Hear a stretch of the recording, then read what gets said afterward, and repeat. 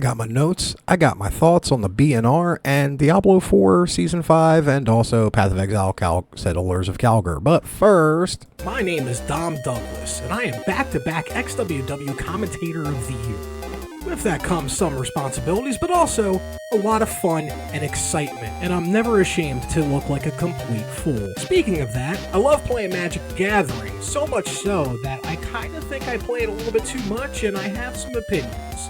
So now, ExtremeTVOnline.com and XWW Wrestling on YouTube presents my podcast where I talk about Magic the Gathering. It's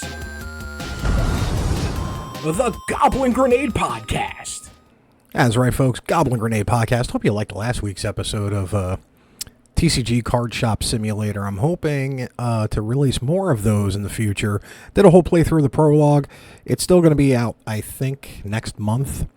So yeah, enjoy it, because I did everything I could, so there was no point in continuing. But that being said, Magic the Gathering ban and restricted announcements. That's right, this is that video where every couple of months Magic the Gathering does their BnR, and this one was pretty heavy considering how many cards actually got banned and restricted. We'll get to that in a bit. And starting things off with Standard, nothing got banned in Standard, and I get it. Just because I don't like Sharded the Apocalypse doesn't mean she deserves to be banned. Now that there's plenty of ways of getting around that card. You do have to consider if you're going up against black, though, and if they drop a swamp, you're either playing discard or you're also playing against discard and or Sharded along with Golgari, the black-green version. Either way, the card is so stupid good it's auto-include 4 of in any deck running black still. Just like past Standard where white, the Wandering Emperor, was an auto-include as well. But I can see it. Standard is in a really healthy spot right now. I'm having troubles on the ladder because I'm trying to figure out what deck to play between my 5th version of Mice, which now I have to order more cards for to make that cook because it finally started cooking. I have been playing Golgari Cookies, and then eventually if I peek up into different ranks, I have a Golgari deck, not running Sharded, by the way, I think. No, I think it is, because it is running 4 copies in the main of Obstinate Baloth because there's a lot of hand discard going on, and the way the hand discard is running right now in Standard, your opponent doesn't get to choose. There's like 5 options to hand discard, and 4 of them do not let you choose what card from your opponent to discard, so it's up to their choice, and Obstinate Baloth is a 4-drop that if a card forces you to discard this card, you can put it into play immediately and gain 3 or 4 life. And it's also a 4/4. And in testing, there's been times where I have had a turn 0 Obstinate Baloth, and the opponent immediately concedes because I haven't even taken a turn yet, and I already have a 4/4, and I'm up to 23, 24 life already. So yeah, it's bad times. And in the Cookies deck, I'm actually running 3 in the sideboard because hand discard is so prevalent. And I might get to the point where I'm just throwing 4 copies in any deck, even if it can't run it, just to go against the hand discard. So there's checks and balances all over the place. I mean, hand discard, yeah, sucks, but when you get to drop a 4/4 and gain some life doing it before you've even drawn your first card of the game, it's always impressive. Pioneer and Explorer, because Explorer is Arena's version of Pioneer at the moment until they can get it close to parity or as close to Pioneer as possible. Amelia Bendeves, Aguar, and Sorin Imperious Bloodlord have been banned. You can no longer play those cards in either of those formats, and Explorer shares the same ban list as Pioneer. Rakdos Vampires has been a force in the meta for Pioneer and in his Explorer as well. And they banned Sorin for being able to basically cheat out Vein Ripper on turn 3. And Vein Ripper is a 6-drop, 3 and 3 black. And the card does so much work, and it is so backbreaking when that happens on turn 3. Because Sorin's last minus ability, you can just put a vampire card from your hand onto the battlefield. When Sorin was originally printed, this was not really that much of a problem because cards like Vein Ripper and Blood Acquisats did not exist, and now they do, and it is causing chaos to the point that it was a 30% meta. Rakdos Vampires in Pioneer and Explorer was a 30% meta, so 3 out of 10 decks were playing the same 75 cards just about. So instead of getting rid of one of the other key components in the cards, like a Vein Ripper or anything like that, because Sorin will just find a new poltergeist, if you will, to cheat out crazy amounts of cards way earlier than they should be. So they just said, you know what, let's just ban Sorin. They banned Amelia because of the solitary-like nature of the deck. Basically, when Amelia works where anytime like a discard or a creature dies, you put a +1/+1 counter, it gets +1/+1, and then if it has 20 life, blow everything up, and then Amelia stays on board. What was happening was, it's solitary. Your opponent was just basically drawing through their entire deck on one turn, usually 3 or 4 by that point, and just going through their whole deck, board wiping, and then having a 20/20 on the field. Then the Wild Growth Walker shenanigans happened, where if you make Wild Growth Walker indestructible, you get a game-ending draw infinite combo that cannot be broken. You discard a card, Wild Growth Walker gets life, Amelia gets bigger, blow up the board, but Walker is invincible now, so now you have an infinite loop happening that cannot be broken in the way the game is played and by the rules. So what happens in that is the game is a draw. So sometimes you would play a round 1 match for 20-something minutes as the Amelia player is popping off, and then they go, oh, I made Wild Growth Walker indestructible, draw. So what was happening was a lot of 0-1s and 0-0-1s, 0 win, 0 loss, 1 tie. And then it would be 1 win, no losses, 1 tie, or, 1-1-1. And it was causing a lot of problems in paper and also on Arena as well. Like, that, once that combo happens, the game immediately ends. Like, once Wild Growth Walker is indestructible and Amelia is on the board, at a certain point, the game ends. Because you have an unbreakable loop. And Wizards does their best to stop unbreakable loops from happening, because it just does nothing but cause games to not end. And when they do end, it's a draw. So Amelia got the ban hammer for that one. They are also looking at Treasure Cruise and Fable of the Mirror Breaker. Basically, their reasoning for this was, not banning these 2 cards right now, is they want to see how the format adjusts to Sorin and Amelia being banned. And then if Fable and Treasure Cruise becomes the new boogeyman, if you will, of the format, they will definitely ban those cards. This is also in line with what they recently said in this BnR announcement as well. They are adjusting, yet again, the ban and restricted announcements. Oh, gee, Wizards can't get their right. They said they are trying to get the ban and BnR announcements done before the start of Pro Tour and or RCQ seasons, whenever they happen.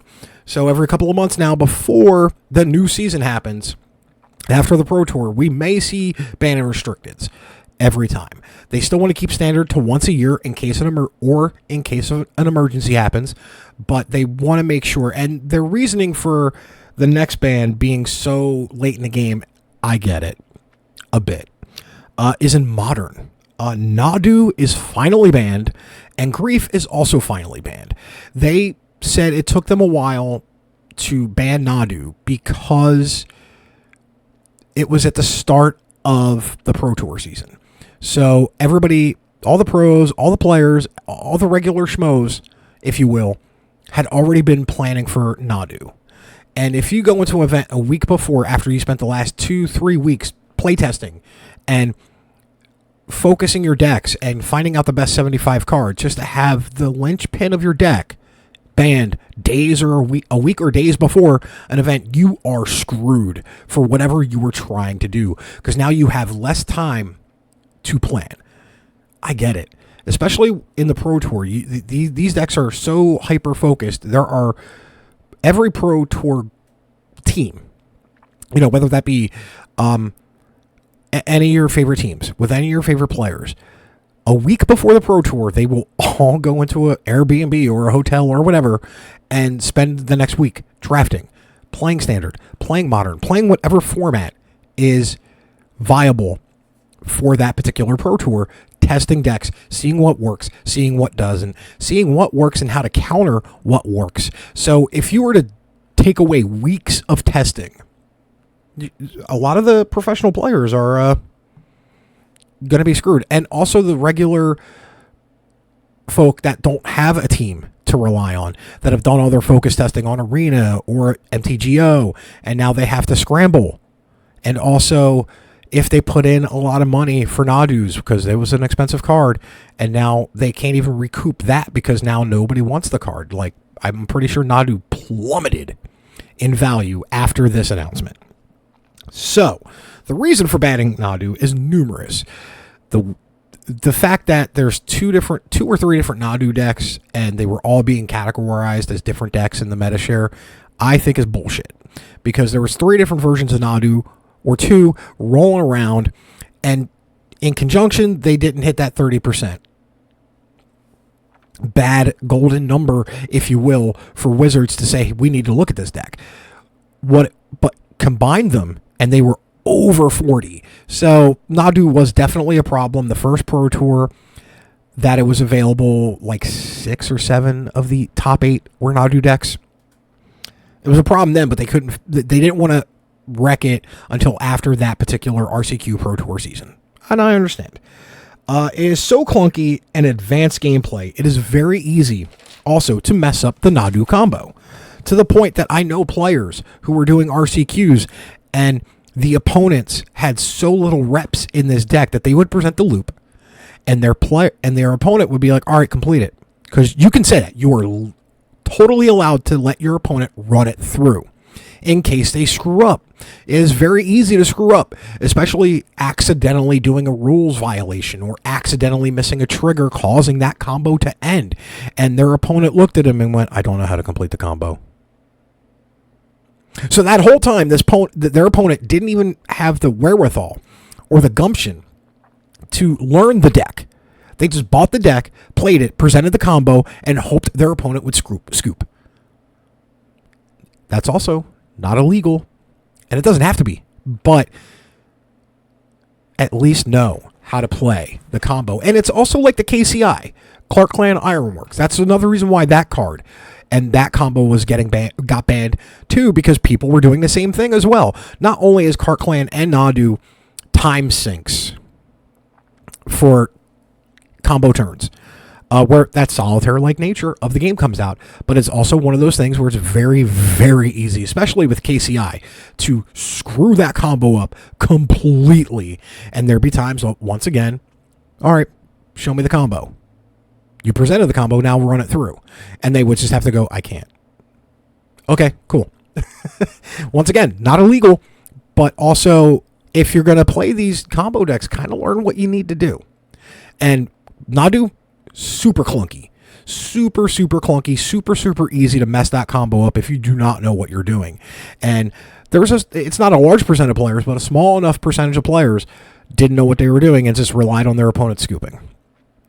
Grief is banned finally because they thought if they got rid of Grief and Fury, if they got rid of one of them, the other would suffer. And hand discarding Grief is just brutal. Turn 1, double discard, followed by a 3/2 menace creature still on the field. 3/2 menace means it has to be blocked by 2 or more creatures. And on your first turn, if I'm playing Grief, I evoke Grief, get the card out, cast it for its evoke cost, which is discard a black card from your hand. If it's evoked, it goes to the graveyard immediately after all the triggers happen. So get to look at your hand. Now I know all that information. Take one of your cards. Drop that, get a reanimate spell, put it back on the graveyard to the battlefield. And it stays there. And then now I get to look at your second card and discard. So I've already, on my turn 1 play, put you 2 cards lost, and I got a 3/2 menace creature on the board. So finally it got banned. It should have been banned with Fury, but I can't even understand why it wasn't banned with Fury, because those 2 cards were brutal to go against in Modern. The One Ring has been looked at, but there is no specific One Ring deck terrorizing the format. I get it. I understand it. But the fact that every deck gets painful card draw on turn 1, plus a turn of protection helps. It does. But every deck has it. It's one of the reasons why in Standard Smuggler's Copter got banned after a while, because it's a 2-drop artifact. Every deck played it. Every deck played it. Boros played it, Mono Red Aggro played it, Control played it, Discard played it, Graveyard Shenanigans played it, any color combination you can think of, even 5-color good stuff was playing Smuggler's Copter. It was that good of a card, and it justified the ban, because that's 4 slots in every deck out of the 75 that is being taken up, and everybody's running it. Same thing with One Ring. Everybody's running it. And why not? Why wouldn't you? Had they not made it legendary, even though it would have broken themes and flavor, I think it's a different issue, because once it's a legendary artifact, so if another copy of the One Ring comes on the field, you can get rid of the one copy that has been, now you're paying 5 life a turn. So now you go back to paying 1 life a turn. But every deck gets it, but they are looking into it at least, which is a good thing. But they've been looking into it for 6 months now.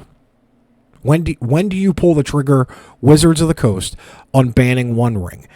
I actually don't think it happens. I really don't.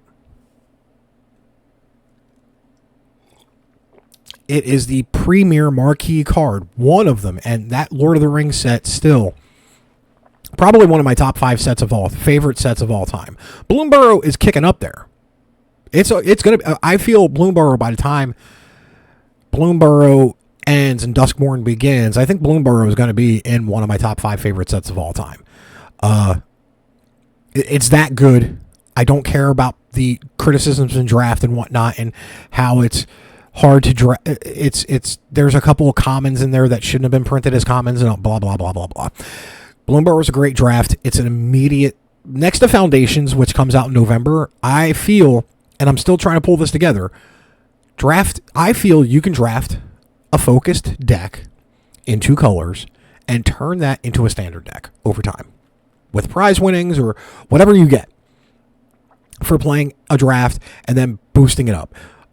I feel it's possible, and I really want to do it before Duskmourn comes out, because I have a bad feeling I ain't playing a lot of Duskmourn, to be for certain.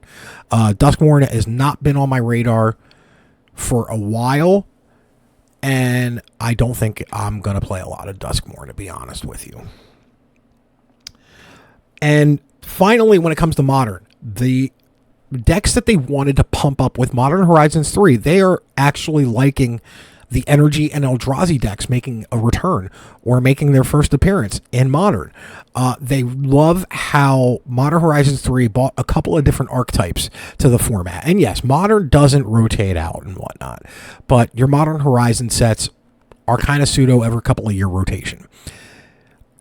At the moment, nothing as egregious has happened as Modern Horizons 2 so far, but, well, except for Nadu. But Modern Horizons 2 had Hodak, along with a whole slew of other problems like Fury, Grief, and Solitude, Fortitude. Endurance. It had a lot of problems, and it didn't bring anything new to the table other than pretty bad overall cards in Grief and Fury, along with Hogak that got banned like out the gate. And in a rare display, we got Legacy and Vintage on the BnR as well. Legacy and Vintage, if you don't know, Legacy and Vintage allow you to play almost every card ever printed, ever made in Magic the Gathering. Legacy has a more heavy ban and restricted. Vintage doesn't. But Legacy, they banned Grief. Go figure. Grief is 100%, 1,000% worse in Legacy because of cards like Reanimate. Reanimate is a 1 black mana to put a creature from a graveyard to the battlefield. You lose life equal to its mana cost. So it's very easy to get, once again, it's easier to get the turn 1 double Grief, get it on the field. And then Animate Dead. It's 1 colorless and a black aura, which attaches itself to a creature in the graveyard, which brings creature from the graveyard to the battlefield with a -1/0 debuff to it. So you could very easily, once again, get turn 1 Grief, bring it back. Turn 2 Grief, bring it back. So now you've discarded 4 cards from your opponents in the first 2 turns. 3 if you have to bounce the Grief back from the graveyard again. It's just too easy to destroy your opponent's entire hand. And in Legacy, it is harder to defend against because of the abundance of free counter spells. You get to play Force of Will, Force of Negation. You get to play all these free counter spells in Legacy and Vintage. So the first person who got Grief out pretty much won the game. And in Vintage gets a restricted card.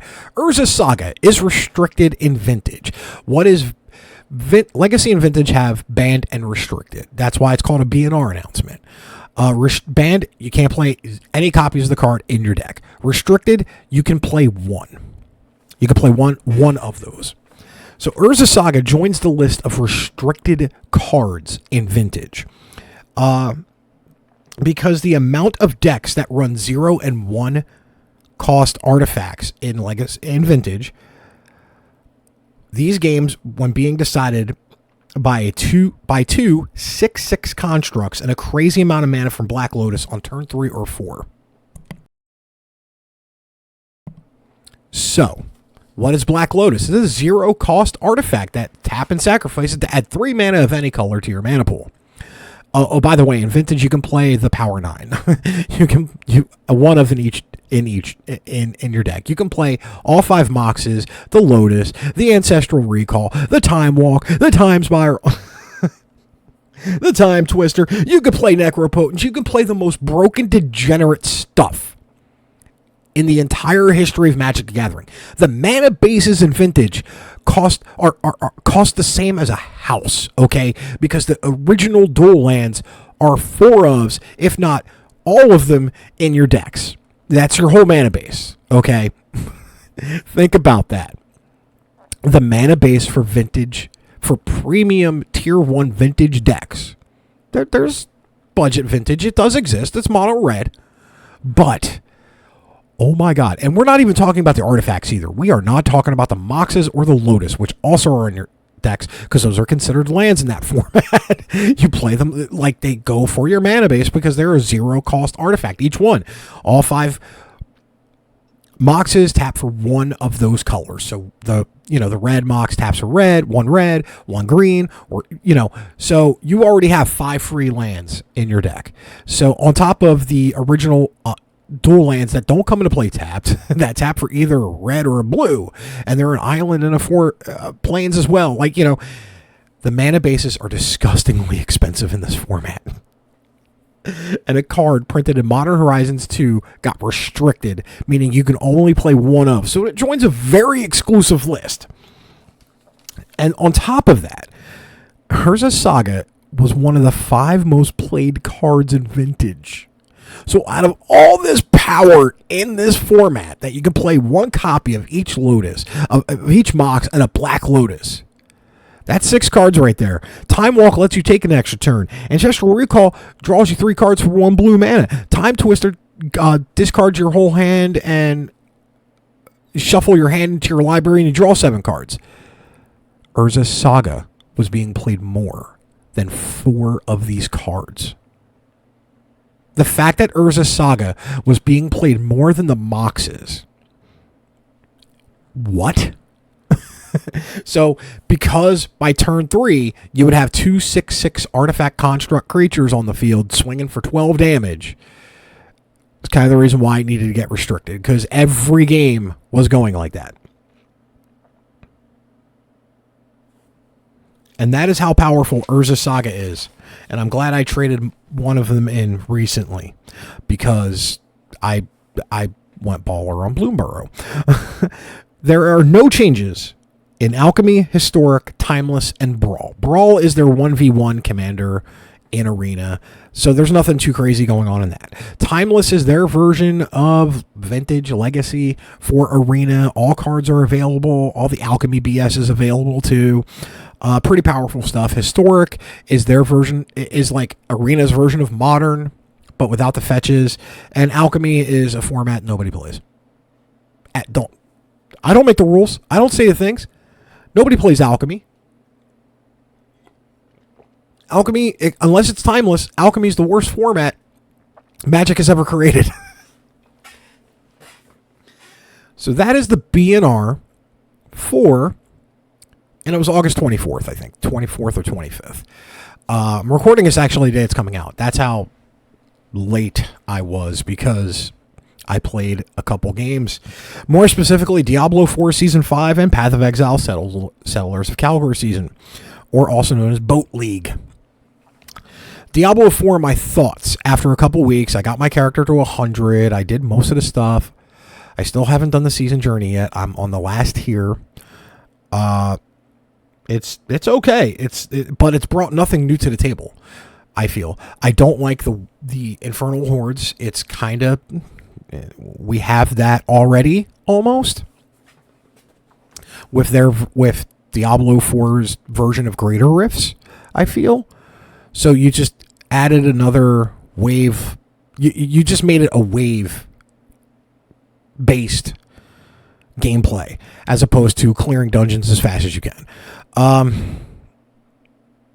I don't know. Like I don't think this season's brought anything new to the table. They could be waiting for the expansion, but when the expansion drops, that's season 6. Season 6. So this season, I'm going to clear eventually the season journey just to get the two the two affixes so I could put new things on my name, and that's it. I mean, I've already cleared the season pass, and yes, I do get it because I spend $5 every couple of months on Diablo 4 to keep rolling on the season pass because it costs 1,000 platinum in the game, and you get 500 for $5. But on the season journey, you get around 750 platinum. So every now and again, I just have to dip $5 more in, and just to keep re-upping on the seasons because I've gotten every season pass, every battle pass I've bought, and I've only spent $10. I think that's pretty good. I think that's really good. But now, Path of Exiles, Seasons of Calgary. Once again, finally have it locked in. I got a great starter end build. I am not an expert in the game at all. I'm a fan of the game. I am still low tier as possible. I mean, I've been playing the game for a long time, especially on Xbox, and I finally got a character to level 90. And as I said before, like I think 0.73% of players playing the game have that achievement. So that's how hard this game is. That's how complicated this game is. That's how difficult this game is. That less than 1% of the players on Xbox Live have ever hit a character level 90. And I finally did it with this character, which is now a Sunder Bleed hybrid. I locked in the gear for the Sunder build. I got a nice 6 link armor that had the 5 red and 1 green gem attachment I needed on it, so I could do Sunder and do bad things to all the enemies, and it's great. I didn't want to go for the Lacerate Bleed build, even though I did spend a Divine Orb on a corrupted level 20, 10% quality Lacerate of Hemorrhage gem. And if you don't know what that means, that gem is corrupted. They tried to add a random affix and nothing happened, I think, and now the gem can't level up. I can't improve the quality of it. But the reason why I bought it was because it was level 20. It's 10% quality, which adds more power to it, but I could always sell it again if need be. But I definitely locked in on the Sunder build because I've been playing that for so long while deciding. I haven't fixed the Atlas tree, the Atlas tree, and I haven't fixed my skill tree and my passives to get the full Sunder build because I have a feeling. Well, I don't have a feeling. I know if I want the proper one, I have to go into an Ascendancy dungeon, which I haven't done the 4th one yet, and get... No, did I? Yeah, I think I did, actually. And redo my Ascendancies to make this underbuild a little bit more. I'm doing the bleed, which basically meant every enemy that bleeds explodes. And I'm still doing a lot of bleed damage. So I get these great explosions while doing Sunder. The problem with this, though, is I've hit a wall almost. I can only do certain maps because I'm not a focused build. I'm not focused on the Lacerate or I'm not focused on the Sunder. So that's that. But I like the playstyle. I like the Blight mechanic. I like the Blight tower defense style game, and I have the rings to make the tower defense easier that I kind of built. I mean, I've had more fun this season just getting to 90 and getting a decent focused build than I ever have in this game. And it could be because I'm playing on the Series X now, and the Xbox One version has some serious issues with the net code and the speed of it. Because what was happening was I'd go into a boss fight and immediately die.